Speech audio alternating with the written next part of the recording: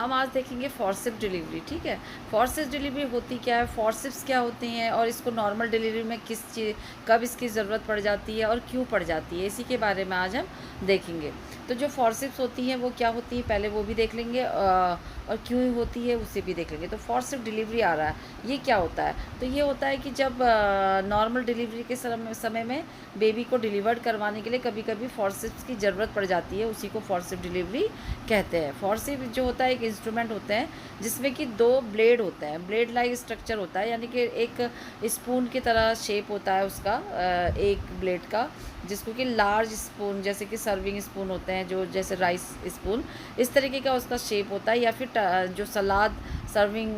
Spoon होते हैं उसकी तरह उसका शेप होता है। ठीक है, जिसको कि क्या करते हैं बेबी के हेड के चारों तरफ मतलब दोनों साइड से उसको फिट कर लेते हैं, और वही उसको फिर हाथ के द्वारा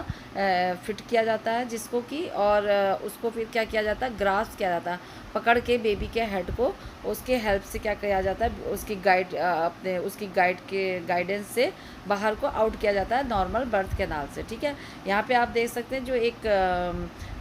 वजाइनल डिलीवरी होती है, फॉरसिप डिलीवरी कभी कभी जो होती है वजाइना के दौरान इसकी आवश्यकता पड़ जाती है, जैसा कि मैंने आपको बताया। देखिए हिंदी और इंग्लिश दोनों में दिया गया है, जिसमें भी आपको सही लगे वो आप देख सकते हैं बच्चों की डिमांड पे। ठीक है, अब फॉरसिप जो होती है वो एक ऐसी यूज़ की जाती है डिलीवरी बेबी की डिलीवरी के समय में, जो कि एक वैक्यूम एक्सट्रैक्टर यूज़ मेथड भी होता है, जिसके जगह पे इसको अल्टरनेटिव तौर पे फॉरसिप्स का यूज़ किया जाता है। आप यहाँ पे देख सकते हैं वैक्यूम निष्कर्षण विधि के विकल्प के रूप में शिशु के प्रसव में सहायता के लिए फॉरसिप का उपयोग किया जाता है, यानी कि यहाँ पे दोनों के बीच में जो है बेबी का हेड आ जाएगा और उसको वहाँ वजाइनल कैनाल के थ्रू क्या किया जाएगा, एक्सट्रैक्ट कर दिया जाएगा, बाहर निकाल दिया जाएगा इसकी ब्लेड की हेल्प से। तो इसको एक मेथड की तरह यूज़ किया जाता है, यानी कि एक आप समझ सकते हैं कि इजी करने के लिए जो नॉर्मल डिलीवरी होती है, अब बेबी आराम से अपने आप से नहीं आ पा रहा है तो इसकी हेल्प से बेबी को डिलीवर कराया जाएगा। ठीक है, वैन आप फॉरसिप डिलीवरी परफॉर्म, जब आप फॉरसिप डिलीवरी परफॉर्म करते हैं तो उस समय क्या किया जाएगा, मतलब कब किया जाएगा ये। ठीक है, ये देखिए इस तरीके से बेबी आउट होता है बर्थ कैनाल के थ्रू, ये पेल्विस बोन है। आप क्या करेंगे, यहाँ से इसको अपने हाथों की हेल्प से इसको डाला जाता है बच्चे के हेड के बीच में। तो यहाँ पे देखिए इस तरीके से इसका शेप होता है और एक इधर लग जाएगा और दोनों यहाँ पे लॉक करने के बाद उसको बाहर आउट करवाया जाएगा इस बर्थ कैनाल से बाहर। ठीक है, तो यहाँ पे देखिए जो forceps assisted vaginal delivery is done during the second stage. अब इसे कब किया जाता है, जब नॉर्मल डिलीवरी की सेकेंड स्टेज होती है, तो तब इसको जो होता है इसमें यूज़ किया जाता है फॉरसिप डिलीवरी को। ठीक है, when the mother pushing but labour has stalled, अगर जब मदर क्या करती है, पुश कर रही होती है, माँ जो होती है उसको क्या कर रही है, प्रेशर दे रही है बाहर आने के लिए, लेकिन जो डिलीवरी होती है वो रुक जाती है, वो हो नहीं पा रही है। ठीक है, और if immediate delivery is required, तब जब जल्दी से डिलीवरी करवाने के लिए ड्यू टू फीटल डिस्ट्रेस, यानी कि फीटल को हार्ट में भी अब चेंज आ रहे हैं, हार्ट बीट उसकी रुक रही है, हार्ट कंडीशन उसकी कम हो रही है पहले की अपेक्षा, क्योंकि बहुत देर से डिलीवरी हो नहीं पा रही है, तब इसका यूज़ किया जाता है जब बेबी में क्या होता है, चेंजेज आते हैं बेबी की हार्ट बीट में और वो स्ट्रगल करेगा उसको लेने के लिए, तो प्रॉब्लम आएगी। तो उस समय अगर बेबी रिस्क पे है, उसकी हार्ट बीट कम हो रही है, तो उसको इमीडिएट डिलीवरी करवानी है, तब जाके इसकी यूज़ किया जाता है। ठीक है, if the mother suffer from the certain health condition, और तब किया जाएगा जब मदर एक तो बेबी की कंडीशन सही नहीं हो रही है, रिस्क पे है, तब किया जाता है। और जल्दी से डिलीवरी करवाने के लिए, क्योंकि मदर तो पुश कर रही है, पेन भी उसको आ रहे हैं, लेकिन डिलीवरी आगे नहीं बढ़ पा रही है, प्रोग्रेस नहीं हो पा रही है, तब किया जाएगा। या फिर जो मदर होती है वो कुछ ऐसी हेल्थ कंडीशन से सफ़र कर रही होती है, यानी कि कुछ उसको बीमारियां ऐसी हो रही हो जैसे कि जिससे कि वो क्या नहीं कर पा रही, लंबे समय तक का वो उसको प्रेशर नहीं दे पाएगी, जैसे कि उसको ऑर्टिक वॉल्व स्टेनोसिस हो रहा है, यानी कि जो उसके हार्ट की जो वॉल्व होती है वो नैरो हो जाती है, कम पतली हो जाती है, कम मतलब उसमें नैरोइंग हो जाती है, नैरो हो जाती है हार्ट की जो ऑर्टिक वॉल्व होती है, या फिर उसको ब्लड प्रेशर जो होता है वो ज़्यादा हो जाता है, या फिर एनेरिज्म हो जाएगा, ग्लूकोमा हो जाएगा, तब वो जो होती ज़्यादा प्रेशर नहीं देती है, बहुत देर तक का नहीं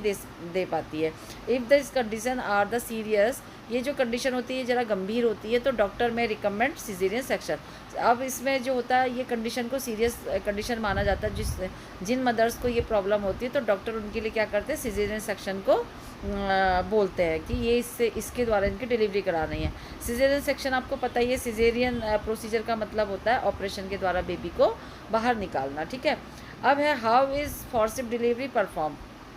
अब इसको कैसे किया जाता है, इसको यूज़ कैसे किया जाता है। जो forcep delivery done during the second stage, जैसे मैंने बताया कि जब नॉर्मल डिलीवरी की सेकंड स्टेज होती तब इस डिलीवरी को इसका यूज़ किया जाता है, फोर्सिप डिलीवरी और इसका प्रोसीजर को। तो इसमें क्या करते हैं, डॉक्टर जो होते हैं जेंटली इसको असिस्ट करते हैं, 2 और मोर फिंगर, अपनी 2 या 2 ज़्यादा जो भी जितनी भी फिंगर उनके अंदर जा पाए उस फिंगर को वो जेंटली क्या करते हैं, इंसर्ट करते हैं वजाइना के अंदर, ठीक है। और बिसाइड योर बेबीज़ हेड, यानी कि जो बेबी का हेड है उसके साइड से करके वो क्या करते हैं, अपने हेड फिंगर को अंदर इंसर्ट करेंगे वजाइना में। और फिर डॉक्टर क्या करेगी, जेंटली उन जो स्लाइड्स होती हैं 1 पार्ट ऑफ द लॉन्ग, यानी कि जो उसका डॉक्टर क्या करती है फिर आराम से जो उसको बेबी के जो होती है उसको मतलब पेल्विस उसके बेबी के हेड के दोनों साइड से उसको फिट करेगी बहुत जेंटली, बहुत आराम से उन स्लाइड्स को, ठीक है, फिंगर के हेल्प से, ठीक है।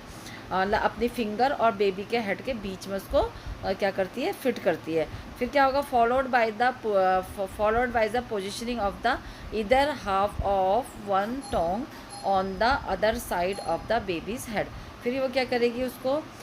उसकी पोजीशन को दूसरे साइड भी उसी तरीके से लेगी जिस तरीके से एक साइड को लिया है, ठीक है। डॉक्टर धीरे धीरे अपनी जो उसकी योनी होती है यानी कि जो वजाइना होती है उसके अंदर क्या करती है, वो बच्चे के सिर के बगल में से अपने फिंगर को अंदर इंसर्ट करती है और अपनी उंगलियों को बहुत जेंटली, ठीक है। इसके बाद वो क्या करेगी, धीरे से उंगलियों और बच्चे के सिर के बीच में जो होती है वो स्लाइड को लगाते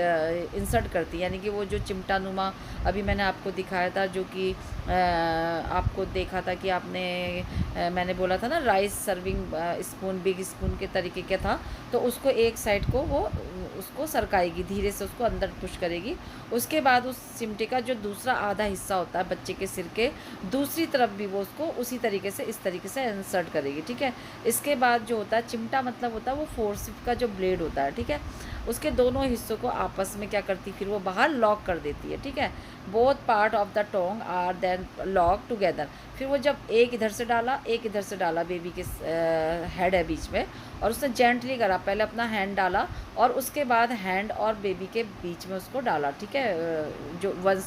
वन स्लाइड्स था मतलब वन ब्लेड था। और उसके बाद उसको बाहर से क्या कर देते हैं, दोनों को आपस में जोड़ के लॉक कर देते हैं, ठीक है। फिर है safety secure the baby's head between them. अब ये ध्यान रखना पड़ता है कि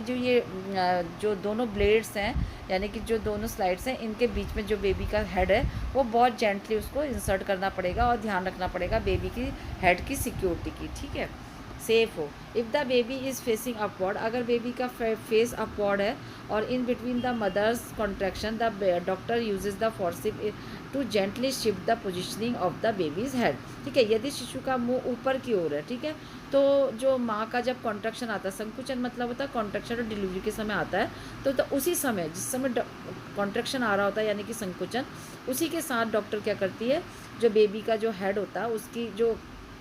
कंडीशन होती है उसको धीरे से वो चेंज कर देती है, ठीक है, यानी कि जो नॉर्मल कंडीशन बेबी का होगा उस कंडीशन में लाके जो होती है वो उसका डिलीवरी का यूज़ करेगी। यानी कि अब बेबी का हेड ऊपर की ओर को है, लेकिन जब मदर को स्ट्रॉन्ग कंडीशन आएगा तो वो क्या करेगी, उसकी अपने हैंड से मैनुअली उसके हेड को क्या करेगी, नॉर्मल पोजीशन में लाके तब वो क्या करती है, फोर्सिप्स का यूज़ करेगी, जेंटली शिफ्ट करेगी उसकी पोजीशन बेबी की हेड की फोर्सिप्स के लाइक की उसको बनाएगी, ठीक है। As the labour progresses the doctor may remove the forcep before the widest part of the baby's head, ठीक है। और जिस समय जो अब लेबर प्रोग्रेस हुआ यानी कि लेबर और स्ट्रांग होता गया, उसको पेन आते गए, तो डॉक्टर क्या करेगी, उसको जब जो फोर्सिप्स होती है उसकी जब बेबी का जो वाइडेस्ट पार्ट होता है हेड का वो वहाँ से जब बाहर आ जाता है तो उसको वो जेंटली रिमूव कर देती है फोर्सिप्स को, ठीक है। द बर्थ कैनाल से जब उसका वाइडेस्ट पार्ट जो होता है बेबी का बाहर आ जाता है तो वो उसको जेंटली रिमूव कर देती है, हटा देती है ब्लेड्स को, ठीक है, ये जो फोर्सिप्स की होती है। और वो ही और she may remain the hold of the forceps, ठीक है। उसके बाद वो उसको होल्ड कर दे। डॉक्टर शिशु के सिर के सबसे चौड़े हिस्से के जन्म के नहर से, यानी कि जो बर्थ कैनाल होती है वहाँ से गुजरने से पहले, यानी कि जब उसका चौड़ा हिस्सा जो होता है बाहर गुजरने से पहले उसको क्या कर देती है, फॉरसिप्स को हटा सकती है। और जो फॉरसिप्स को क्या कर सकती है, या फिर उसको वो पकड़ के रख सकती है, यानी कि हटा भी सकती है और रख भी सकती है। बस उसको थोड़ा सा बाहर लाने के बाद बर्थ कैनाल से वो क्या करेगी, मैनुअली उसको हटा के और उसके बर्थ हेड को डिलीवर करवा सकती है, या फिर वो क्या करेगी, पूरी तरीके से उसको होल्ड करके रखेगी और अच्छी से उसको बाहर जब उसका हेड बाहर आ जाएगा तब वो जेंटली उसको हटा सकती है फॉरसिप्स को, ठीक है। when the mother experiences the next contraction, अब जब मदर को दूसरा नेक्स्ट कॉन्ट्रैक्शन आता है जो कि स्ट्रांग होता है, पेन जो लेबर पेन को बोलते हैं, तो क्या होगा कि doctor gently guide the baby through the birth canal using the forcep. तो डॉक्टर क्या करती है, अब जब उसने फॉरसिप नहीं हटाए तो वो फॉरसिप्स की हेल्प से उसको बर्थ कैनाल के थ्रू क्या करेगी, बाहर निकालेगी बेबी को, ठीक है, उसकी डिलीवरी करवाएगी। अब इसमें नोट करने वाली क्या बात है, ध्यान देने वाली, if after using the forcep the doctor is not able to remove the baby after 3 pulls और baby is not delivered within the 20 minutes, the doctor will more likely suggest to emergency C section, ठीक है। अगर यदि, अब इसका ध्यान देने वाली बात है कि यदि जो ये फॉरसिप्स होती है इसका यूज़ करने के बाद जो डॉक्टर होती मतलब 3 बार उसने बाहर खींचने की कोशिश करी, ठीक है, बेबी को इसकी हेल्प से हिलाने की कोशिश करी, लेकिन ना बेबी हिल रहा है और ना बेबी बाहर आ रहा है, तो वो क्या करेगी, और 20 मिनट भी हो गए हैं, तो वो 20 मिनट के अंदर ही क्या करेगी, डॉक्टर एक इमरजेंसी सिजेरियन सेक्शन के लिए एडवाइस करेगी और जल्दी से वो उसको सिजेरियन सेक्शन करेगी, ठीक है। If the doctor will most likely suggest the caesarean section, alternately the doctor may also option for vacuum extraction, और इसके अलावा सिजेरियन सेक्शन के अलावा डॉक्टर के पास एक ऑप्शन और होता है, उसको बोलते हैं वैक्यूम एक्सट्रैक्टर, यानी कि वैक्यूम एक्सट्रैक्टर के द्वारा, मतलब वैक्यूम के द्वारा बेबी को डिलीवर कराना वैक्यूम मेथड से, ठीक है। फिर what are the guideline to follow after a forcep delivery procedure, यानी कि फॉरसिप डिलीवरी प्रोसीजर के बाद क्या गाइडलाइन होती है, क्या करना चाहिए, ठीक है, क्या उसका ऐसा क्या करना चाहिए। While using the forcep the assess the delivery in the delivery of the baby if the doctor had made an incision between the vagina and the anus during the delivery, यानी कि एपिजोटमी। अब क्या करना है उसको, जब फॉरसिप्स का यूज़ करते हैं नॉर्मल डिलीवरी के समय, तो डॉक्टर क्या करेंगे, मतलब बेबी की नॉर्मल डिलीवरी कराने के लिए, और if the baby had made an incision, तो फिर क्या करेंगे, अगर बच्चे के जन्म में सहायता लेने के लिए, यानी कि सहायता करने के लिए जो फॉरसिप्स का यूज़ करते समय, जो यदि डॉक्टर ने क्या किया, लेबर के दौरान जो वजाइना होती है और जो पेरिनियम होती है, यानी कि वजाइना और पेरिनियम के बीच में क्या किया जाता है, एक चीरा लगाया जाता है जिसको कि क्या बोलते हैं, एपिजोटमी, यानी कि अब उसका वजाइना का जो होती है ओपनिंग थोड़ी बड़ी हो जाए, इसलिए वो क्या करते हैं, वहाँ पर एक इंसिजन लगाते हैं वजाइना और पेरिनियम के बीच में इस तरीके से। तो क्या होगा, जो वजाइना होता है उसको थोड़ी इंक्रीज हो जाएगा और डिलीवरी करवाने में हेल्प मिलेगी बेबी का हेड को बाहर लाने में। और you had a vaginal tear, there is a few thing you can do the accelerated your healing, ठीक है, एसिलरेटेड यू हीलिंग। अब क्या होता है,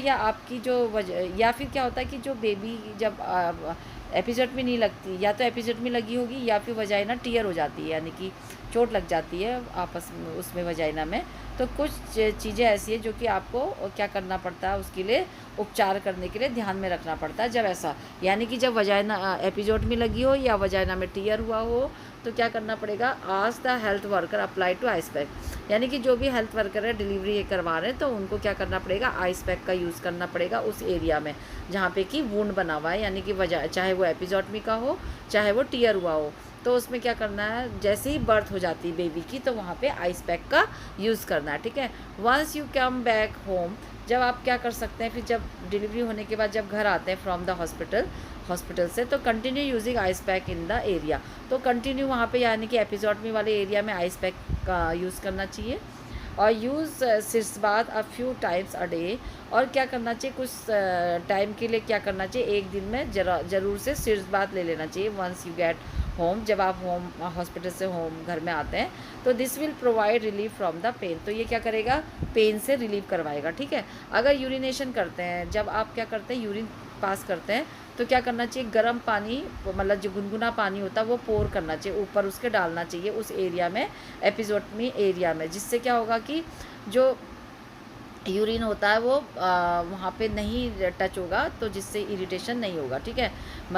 जब क्या करते हैं, गर्म पानी डालते हैं जिससे कि पेशाब से जलन दूर हो जाएगी, ठीक है। वाइल पासिंग स्टूल, अगर स्टूल पास कर रहे हैं तो क्या करना चाहिए, do not put too much pressure, तो ज़्यादा प्रेशर नहीं लगाना चाहिए, नहीं तो क्या होगा, स्टिच टूटने का डर होता है एपिजोटमी के, ठीक है। In fact you can use a clean pad to formally push against the wound during a bowel movement. तो क्या कर सकते हैं, you can use clean pad, आपको क्या करना है, जो ये पेरिनियल एरिया में जो वो लगा हुआ है एपिसोड में, उसमें क्या करना है, आपको क्लीन पैड रख के उसको पुश करना है, दबाना है, ठीक है, जिससे कि क्या होगा, वूंड को प्रेस करके रखना है ड्यूरिंग बावल मूवमेंट, जब आप बावल मूवमेंट कर रहे हो, यानी कि स्टूल पास करते समय, ताकि उसमें प्रेशर ना पड़े। तो वहाँ पे को क्या करना है, जो घाव होता है एपिजोटमी का, वहाँ पे एक क्लीन पैड रख के उसको प्रेशर देना है ऑपोजिट साइड में, ठीक है, जिससे कि वो जो स्टिच होती है वो आउट ना हो, टूटे ना। वाइल यूरिनेटिंग और after a bowel movement spray some warm water in the area, अगर जब यूरिनेशन कर लिया, यूरिन पास कर लिया और बावल मूवमेंट भी हो गया उसका, यानी कि स्टूल पास कर लिया, यूरिन पास कर लिया, तो वहाँ पे क्या करना चाहिए, उस एरिया में वार्म वाटर पोर करना चाहिए एंड उसको फिर ड्राई करना चाहिए, मतलब गर्म पानी डाल के धुलाई करके उसको सुखाना चाहिए। सुखाना किससे चाहिए, वेरी सॉफ्ट टॉवल, जो कि बहुत ज़्यादा सॉफ्ट हो, और उसको या फिर जो बेबीज़ वाइप्स होते हैं ना, उससे सुखाना चाहिए, जिससे कि वो इरिटेशन वहाँ पे ना हो। Do not use toilet paper का वहाँ पे यूज़ नहीं करना चाहिए, और रब द एरिया, यानी कि वहाँ पे को रगड़ना भी, हार्ड कपड़े से रगड़ना भी नहीं चाहिए, ठीक है। और वायर सिटिंग डाउन यूज़, अगर आप ज़मीन में बैठते हैं, जिनको ये एपिसोड में लगी है, तो उनको क्या करना चाहिए, डगनट कुशन और पिलो का यूज़ करना चाहिए, ठीक है, कुशन और पिलो का यूज़ करना चाहिए। और immediately after the forceps assisted delivery, अब जब फॉर्सेप से डिलीवरी हुई है तो उसके इमीडिएट बाद क्या करना चाहिए, baby will be continuously monitor, तो बेबी को बहुत अच्छे से मॉनिटर करना चाहिए for any kind of the complication, यानी कि किसी भी कॉम्प्लिकेशन के लिए बेबी को ऑब्जर्व करना चाहिए, अगर उसको फॉर्सिप से डिलीवर कराया गया है तो, related to the forcep delivery, जो फॉर्सिप से उसके सर पे फॉर्सिप का यूज़ करके उसको डिलीवर कराया गया, तो उसको बहुत ध्यान से ऑब्जर्व करना है जस्ट बाद मतलब डिलीवरी के बाद, ठीक है। What are the guideline to be followed after the forcep delivery procedure, यानी कि अब आपको क्या करना है, प्रसव के बाद किन दिशा निर्देशों का पालन किया जाना चाहिए, यानी कि क्या गाइडलाइन है, किन गाइडलाइन का पालन करना चाहिए। While using the forcep to assist in the delivery of the baby, if the doctor had made an incision between the vagina and the anus, ठीक है, ड्यूरिंग द डिलीवरी, यानी कि जब फॉर्सिप्स का यूज़ करते हैं तो एपिजोटमी भी लगानी चाहिए। एपिजोटमी उसी को कहते हैं जो मैंने अभी बताया, जो वजाइना और एनस के बीच में, यानी कि पेरिनल एरिया पे क्या लगाया जाता है, एक कट लगाया जाता है, उसको इंसिजन बोलते हैं, ठीक है, इंसिजन मतलब लगाना चाहिए, जिसको कि एपिजोटमी बोलते हैं। और क्या करना चाहिए, you had a vaginal tear, या फिर वजाइनल टीयर हो चुका है, तो there are a few thing you can do to accelerate your healing, तो क्या करना चाहिए उसकी उपचार के लिए, यानी कि जल्दी से वो हील हो जाए, तो आपको क्या क्या करना चाहिए वो आज हम देखें, अभी आगे देखते हैं, ठीक है। इसमें क्या करना चाहिए, अप्लाई आइस पैक, यानी कि आइस पैक को यूज़ करना चाहिए इन the area of the wound right after the birth के एकदम से बाद आइस पैक का यूज़ करना चाहिए। After discharge from the hospital से छुट्टी के बाद continuously using ice pack in the area, जो आइस पैक होता है उसको कंटिन्यू यूज़ करना चाहिए एपिजोटमी वाली जगह पे, ठीक है। और क्या करना चाहिए, यूज़ सिस bath a few time a day once you get home from the hospital, जब हॉस्पिटल से घर आ जाते हैं तो एक बार ज़रूर से सिस बाथ भी लेना चाहिए और जो कि क्या करेगा, पेन को रिलीव करेगा, ठीक है। अगर यूरिनेशन करते तो जैसे मैंने बताया था पहले वाली स्लाइड में कि गर्म पानी यानी कि गुनगुना पानी को वहाँ पे को ओवर द एरिया में पोर करना चाहिए, यानी कि डालना चाहिए, जिससे कि वहाँ पे की थोड़ी वॉश हो जाएगा और will take away the sting of the urine, और यूरिन से जलन नहीं होगी वहाँ पे, ठीक है। वाइल पासिंग स्टूल, जब स्टूल पास करें तो डू नॉट मच प्रेशर ना लगाएं। In fact you can use a clean pad, इसके आपको हालांकि क्या करना चाहिए, यहाँ पे एक क्लीन पैड ले लेना चाहिए, जो कि मैंने बताया कि उसको जो वूंड होता है यानी कि जो घाव होता है एपिजोटमी वाली जगह पे लगा के उसको दबाना चाहिए जिस बावल मूवमेंट के समय में, जिससे कि वो ओपन ना हो, ठीक है। और जब आफ्टर यूरिन करने के बाद और आफ्टर अ बावल मूवमेंट, और बावल मूवमेंट के बाद spray some warm water in the area, कुछ वार्म वाटर वहाँ पे डालना चाहिए और उसको सॉफ्ट टॉवल से ड्राई करना चाहिए, चाहे बेबी वाइप्स हो, और वहाँ पे जो है टॉयलेट पेपर यूज़ नहीं करना चाहिए और वहाँ पे उसको हार्ड तरीके से नहीं करना चाहिए, ठीक है। और जब भी बैठें तो क्या करना चाहिए, कुशन का यूज़ करना चाहिए। Immediate after the forcep assisted delivery baby will be continuously monitor, उसको कंटिन्यूसली मॉनिटर करना चाहिए। जब forcep delivery when is a forcep delivery not advisable,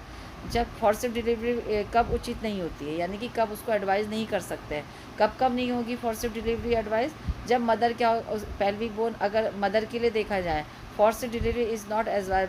advisable because जो मदर की जो डिलीवरी होती है क्योंकि वो स्मॉल होती है, अगर तब नहीं करना चाहिए, या फिर baby can not fit through the pelvis, या फिर बेबी जो होता है पेल्विस में फिट ना हो रहा हो। मदर इन 34 वीक प्रेग्नेंट, और मदर कैसी है 34 वीक प्रेग्नेंट है, तब नहीं करना चाहिए। या फिर जो बेबी का जो हेड होता है वो पता नहीं है उसकी पोजीशन क्या है, अब मुंह उसका कहाँ की ओर को है, अप है कि बैक है कि एंटीरियर है, तो ये जब तक पता नहीं होता तब तक का फॉर्सिप्स का अप्लाई नहीं करना चाहिए, जब तक कि proper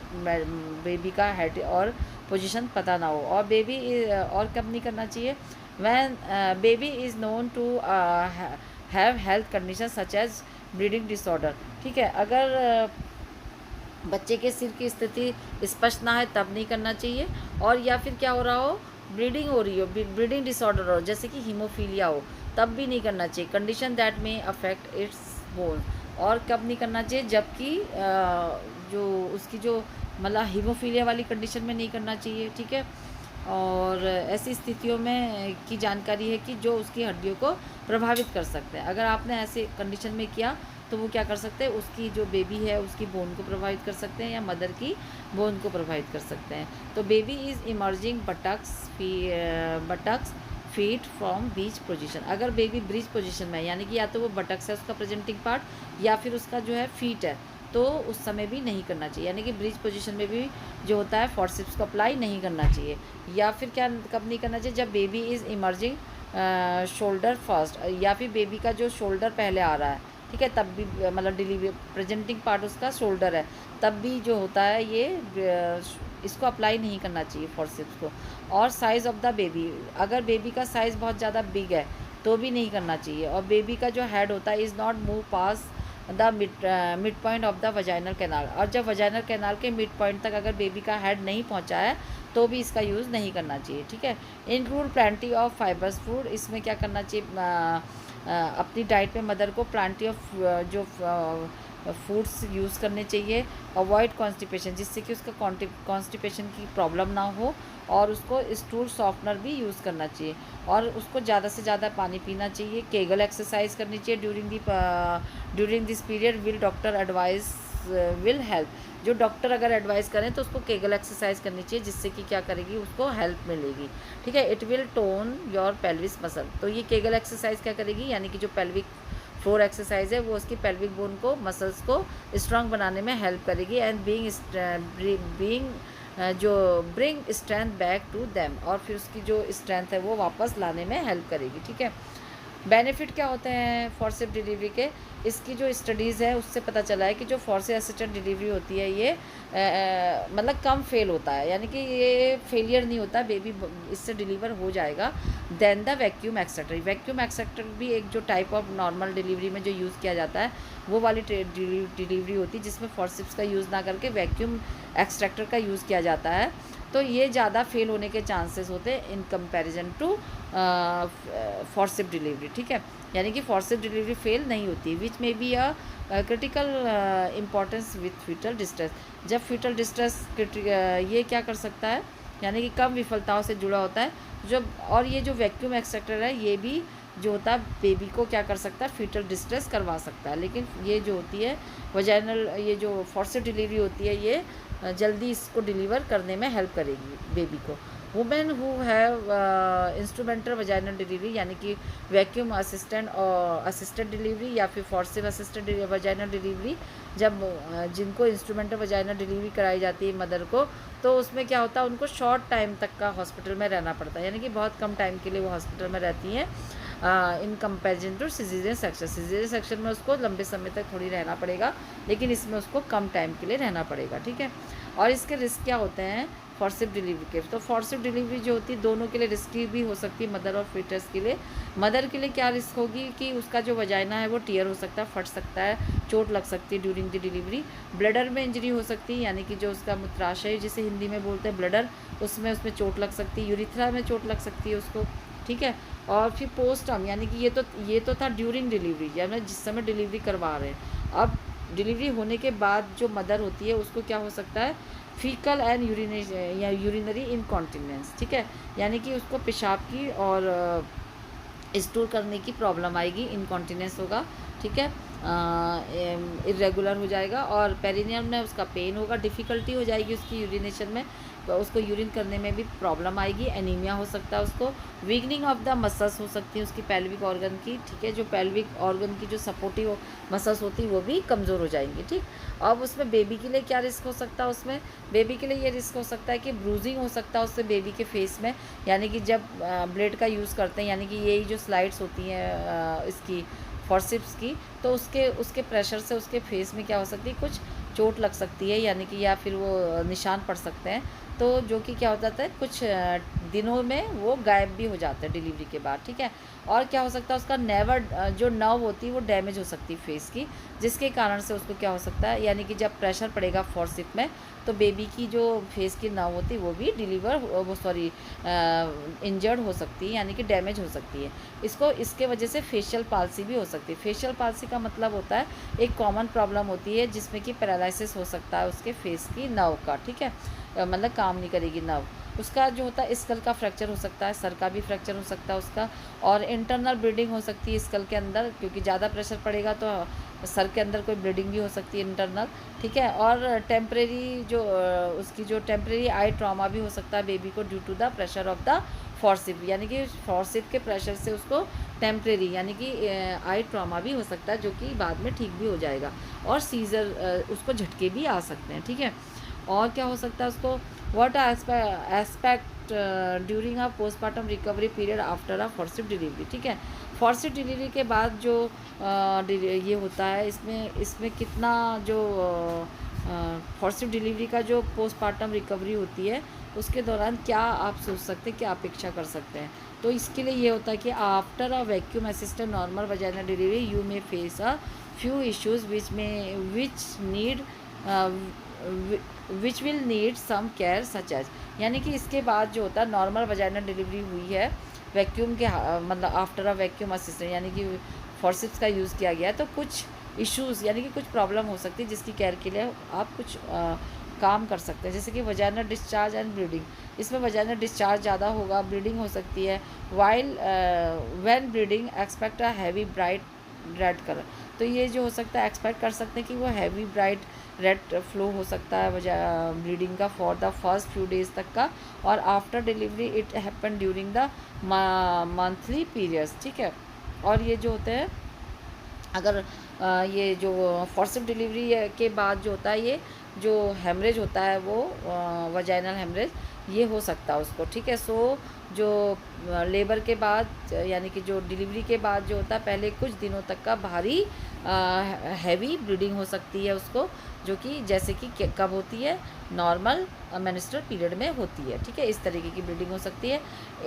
it then slowly taper off becoming pink और ब्राउन येलो और वाइट, जैसे फिर उसके बाद धीरे धीरे क्या होगा वो पिंक में आएगा, फिर ब्राउन येलो और उसका कलर थोड़ा कम होता चला जाएगा। यू नीड इमीडिएट कॉल, अगर आपको तब इमीडिएट कॉल करनी है अपने डॉक्टर को, तब चेकअप कराना है जब आपको क्या हो रहा, फीवर भी आ रहा है ब्लीडिंग के साथ, और फीवर और बहुत ज़्यादा ब्लीडिंग हो रही, फीवर भी आ रहा है, and changing the sanitary pad, और आप क्या कर रहे हैं, सैनिटरी पैड को हर 1 घंटे में यूज़ कर रहे हैं, तो ज़रूर से क्या करना चाहिए, डॉक्टर को बताना चाहिए। और जब उसमें क्या हो रहे हैं, हैवी क्लॉट, जो ब्लड क्लॉट होते हैं बिग बिग वाले पास हो रहे हैं, तो आपको डॉक्टर को ज़रूर से बताना चाहिए। और वजाइनल सोरनेस, ठीक है, जब वजाइना में दर्द हो, तो if you have vaginal tear during delivery, अगर आपका जो वजाइनल टीयर हुआ है डिलीवरी के समय और वहाँ पे वुंड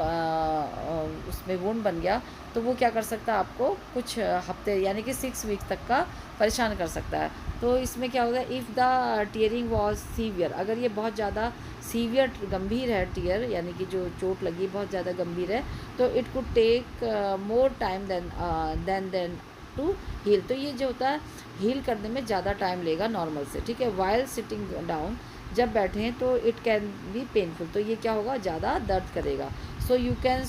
यूज़ पिलो, तो आपको क्या करना पड़ेगा, पिलो का यूज़ करना पड़ेगा, और ऐसे डोनट जो कुशन होते हैं उनका यूज़ करना पड़ेगा, वो क्या हेल्प करेंगे बैठने में, उसका हेल्प करना पड़ेगा। और प्रेशर को, जो प्रेशर ऑन द पेरिनियम, जो कि क्या करेगा, पेरिनियम में भी प्रेशर देगा और बैठने में भी हेल्प करेगा, जो पिलो और कुशन होते हैं उनको यूज़ करना चाहिए बैठते समय। You can place an ice pad, और क्या करना चाहिए, वहाँ पे आइस पैक का यूज़ करना चाहिए, कहाँ पे, between the sanitary napkin and wound, while will provide some relief from the pain. तो ये क्या करेंगे, जब आप इसके में आइस पैड का यूज़ करेंगे, कहाँ पे, जहाँ पे between the sanitary napkin and the wound, यानी कि वूंड और नैपकिन के बीच में आपको क्या करना है, आइस पैक का यूज़ करना है, जो कि आपको क्या करेंगे, दर्द से आराम दिलाएंगे। Make sure you take your जो होता है पेन किलर, आप पेन किलर भी ले सकते हैं अगर बहुत ज़्यादा पेन है, और जो कॉन्स्टिपेशन है स्टूल सॉफ्टनर भी लेना चाहिए आपको, जिससे कि जो कि आपको डॉक्टर रिकमेंड करेंगे और वो आपको आराम देगा। पेन वाइल यूरिनेटिंग और हैविंग जो बावल मूवमेंट, जब यूरिनेशन के समय में और बावल मूवमेंट के समय में पेन हो, तो एज द टिश्यू, क्यों होता है कि जब वहाँ के जो टिश्यू होते हैं ब्लडर के और यूरिथ्रा के, तो वो कैसे हो जाते हैं, स्वेलिंग हो जाती है और उसमें ब्रूजेज हो जाते हैं, यानी कि चोट लग जाए और वहाँ पे सूजन आ जाए इस फॉर्सिप डिलीवरी करवाने से, तो क्या होगा कि you may find a painful of urination, तो जब आप यूरिन करेंगे तो उसको पेन फील होगा। डूइंग केगल एक्सरसाइज, इस समय केगल एक्सरसाइज करनी चाहिए ड्यूरिंग दिस पीरियड, इस पीरियड में, तो क्या होगा, पोस्टमार्टम पीरियड में, तो डॉक्टर क्या करेंगे, वो एडवाइस करेंगे कि वो केगल एक्सरसाइज करे तो उसको हेल्प मिलेगी। It will tone your pelvic muscle, ये बार बार बता रहे हैं कि ये जो पेल्विक मसल होती है उसके टोन को बढ़ाती है, ठीक करती है। And further you could have constipation, और since you could take iron supplement which are prescribed by the doctor to get your blood count up, and make sure you take the stool softener prescribed by the doctor। अगर जो constipation हो रहा है, इसके अलावा अगर आपको कब्ज़ भी हो रहा है, कॉन्स्टिपेशन हो रहा है, ठीक है, क्योंकि आपने क्या करी है, आयरन सप्लीमेंट ले रहे थे आप, तो उस समय जो होता है, जो ब्लड काउंट को बढ़ाने के लिए, ब्लड काउंट को बढ़ाने के लिए और उस कॉन्स्टिपेशन से रिलीव करने के लिए क्या किया जाता है कि जो स्टूल सॉफ्टनर है उसको यूज़ किया जाएगा, ठीक है। As also drink plenty of water, ज़्यादा पानी पीना 8 से 10 ग्लास तक हर दिन में, जो कि क्या करेगा, डिहाइड्रेशन से जो होता है वो प्रिवेंट करेगा। ब्रेस्ट फीडिंग में कॉज, जो कि क्या कर सकता है, ब्रेस्ट फीडिंग देने से जो होता है डिहाइड्रेट हो सकता है, इसलिए 8 से 10 ग्लास पीने चाहिए, जिसकी वजह से क्या होगा, राइट फाइबर फूड भी इसको अपनी डाइट में यूज़ करना चाहिए। If you notice very painful bowel movement, अगर आपको एक्सपीरियंस हो रहा है कि जो बावल मूवमेंट के समय यानी कि स्टूल पास करते समय बहुत ज़्यादा पेन हो रहा है, तो यू में ऑल्सो ये जो, और आपको क्या है, हेमरॉइड्स भी है, तो to get relief from the haemorrhoid you can soak the lower part of the body into a tub of warm water, यानी कि जो इसको सिर्स बाथ बोलते हैं। अगर आपको हेमरॉइड्स हैं तो और पेन भी हो रहा है तो सिर्स बाथ लेना चाहिए, तो इससे क्या होगा कि यू में ऑल्सो भी प्रिस्क्राइब सम टॉपिकल मेडिकेशन, और क्या हो सकती है, डॉक्टर आपको कुछ टॉपिकल यानी कि लगाने वाला जो ऑइंटमेंट होते हैं वो लगाने के लिए एडवाइस भी कर सकती है आफ्टर सिट्स बाथ, यानी कि गर्म पानी की सिकाई भी जिसे बोल सकते हैं, by the doctor apply in the affected area, affected area में अप्लाई करने के लिए कुछ वो ऑइंटमेंट भी बता सकते हैं जो कि अप्लाई करना होगा। कॉन्ट्रैक्शन ऑल्सो, अब इसमें क्या है, एक होता है कॉन्ट्रैक्शन जिसमें कि इसको पेन भी बोलते हैं। पेन मतलब आफ्टर डिलीवरी जो पेन होता है उसको कॉन्ट्रैक्शन बोलते हैं। तो कॉन्ट्रैक्शन में occur for a few days immediately after delivery, यानी कि कुछ दिन तक का ये कॉन्ट्रैक्शन होगा आफ्टर डिलीवरी, यानी कि डिलीवरी होने के बाद भी। तो ये जो कॉन्ट्रैक्शन होते हैं एक्चुअली ये ख़राब नहीं होते, गुड होते हैं। तो ये जितने कॉन्ट्रैक्शन आएंगे इसका मतलब होता है कि जो यूट्रस होता है वो श्रिंक हो रहा है, सिकुड़ रहा है और फिर से अपने पुराने साइज़ में आ रहा है। और जो ब्लड वेसल्स होती है वो भी क्या हो रही है, कॉम्प्रेस हो रही हैं, सिकुड़ नहीं है, जिसके वजह से क्या होगा, जो एक्सेस ब्लीडिंग हो रही है वो रुकेगी, ठीक है। और contraction can specially occur when you are nursing your baby, ठीक है। जो कॉन्ट्रैक्शन जो होते हैं स्पेशली अकर,